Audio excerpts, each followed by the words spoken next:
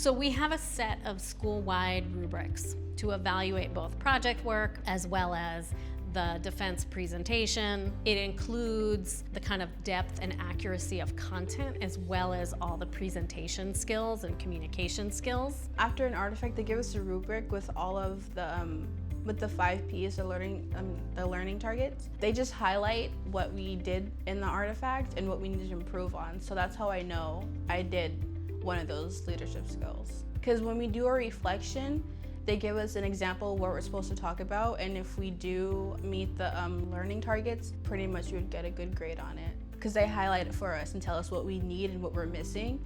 So what we did today was we had them return all of their work, and we actually had a peer take a look at a student piece of work and evaluate the work based on the rubric that we gave them.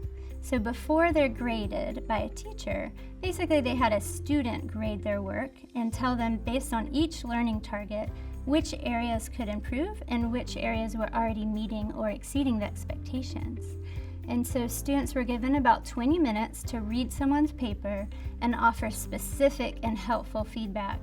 And once they had filled out the rubric, they returned the papers back to their owner, and then students were able to see that feedback, make improvements to their own piece, and then resubmit it for a final grade. So this practice of having students review rubrics and give them back, and giving students the opportunity to revise their work, demonstrates growth mindset, because students are told that not the first time you turn something in will it be the final.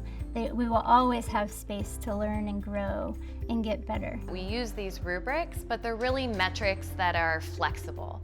So especially for our students with disabilities, what is proficient for that student, right? And that might look differently from their typically developing peers, but we want to honor that hard work and that determination and that depth of thinking for wherever that kid is, whatever that push is for that kid. I think we're in a really exciting time in education where teachers, educators, administrators, superintendents, school organizations that I work with, everyone's really interested in figuring out how do we really show what our students can demonstrate and understand. And that's why things like universal design for learning is something that people are very excited about, want to understand how do I make sure I implement this every day, because they want to be able to show that the effort that young people put into their learning every day is something that they're also able to demonstrate in different ways. How students show their competencies for the jobs of tomorrow are not something that's just going to be based on something like just a transcript. They have to be able to show it in multiple ways, and something that really leverages their strengths, their interests, and ability to show what they do know how to do.